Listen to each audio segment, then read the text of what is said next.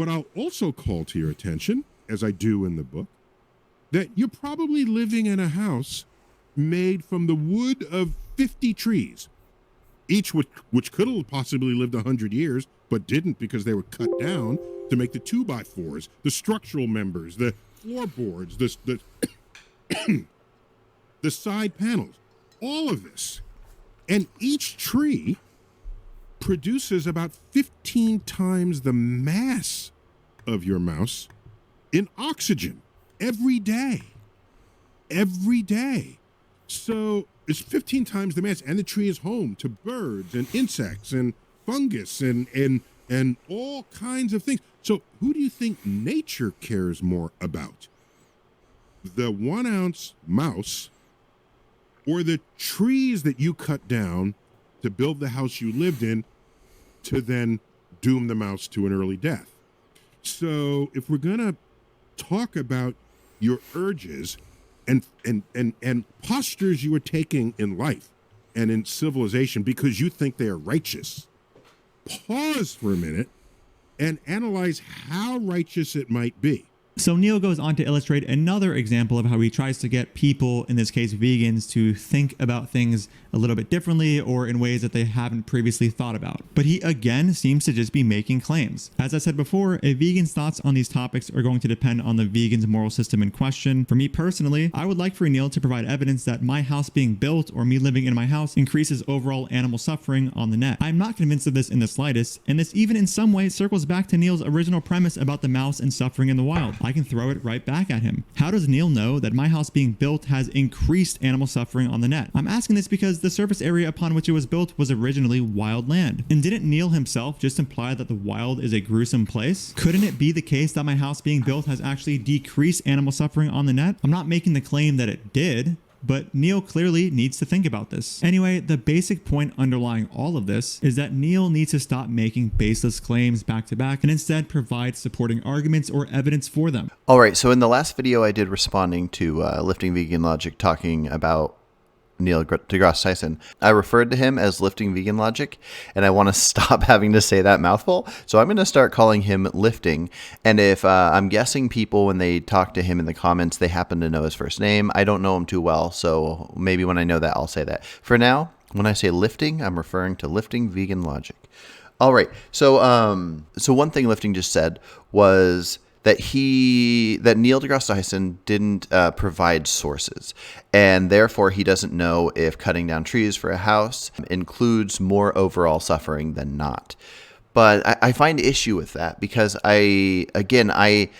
animals, including humans, want to survive. We have a natural want and need to survive. Now, luckily, we are reasoning and rational animals ourselves that can figure out ways to not make things suffer just for fun. So that's why we turn into vegans. But as far as survival, we do what we can to survive. So pointing out this idea of, is there overall suffering more this or that? It doesn't matter.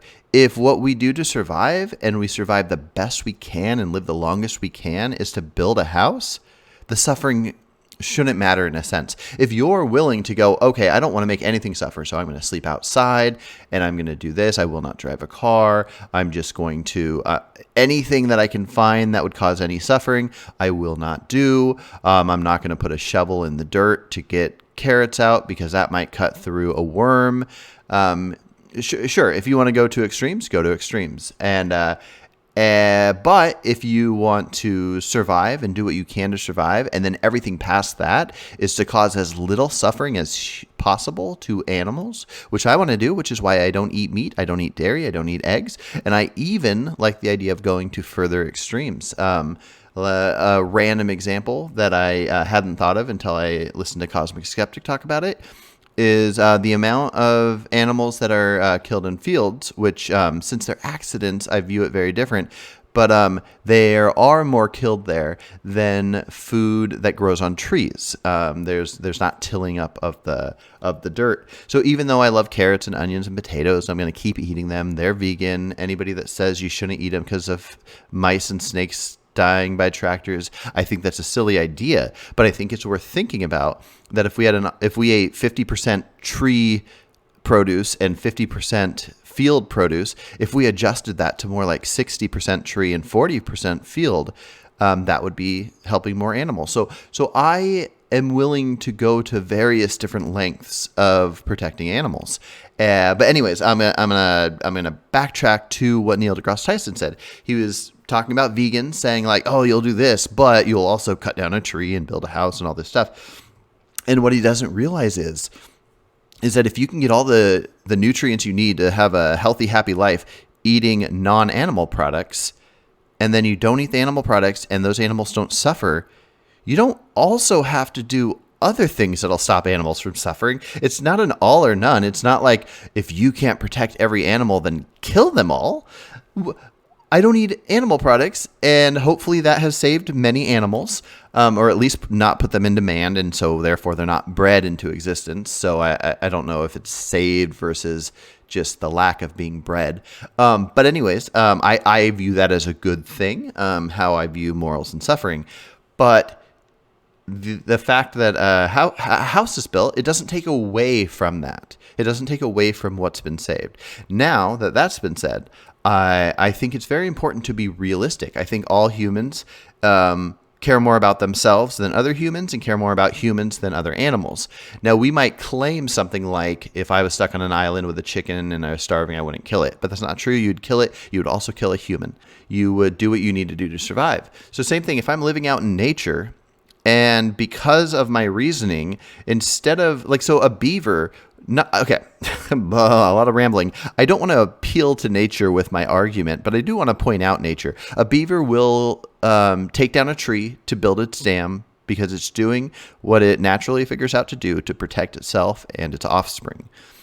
So it's doing that. So same thing with us. We, if we're out in nature and we want to survive, so some animals just figure out how to burrow and go into caves and hibernate and, various different things. The beavers happens to be something that's more comparable, where it chops down a tree. But us, we go, okay, we want to be the best spot we can be. Okay, this cave is great. But, oh, wait a minute. Okay. I can knock down this tree and I can add this log onto this log, and then I have this thing that I call a house. If something gets harmed in the meantime, that's being harmed in the meantime of us protecting ourselves. We might go, oh, I just saw my friend get eaten by this animal over here.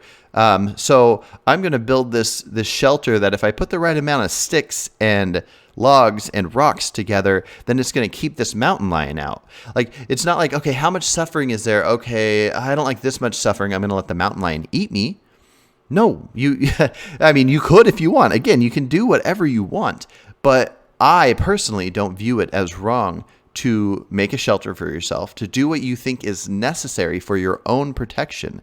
Whatever animals die necessarily because of doing what you have to do to make shelter, to have food, to have water, it does. It just, you're just going to, it's going to happen or it's not. It doesn't even matter if it's moral or not. If you see another human that has the only water anywhere nearby and you're about to die if you don't have water, you might kill that human to get their water.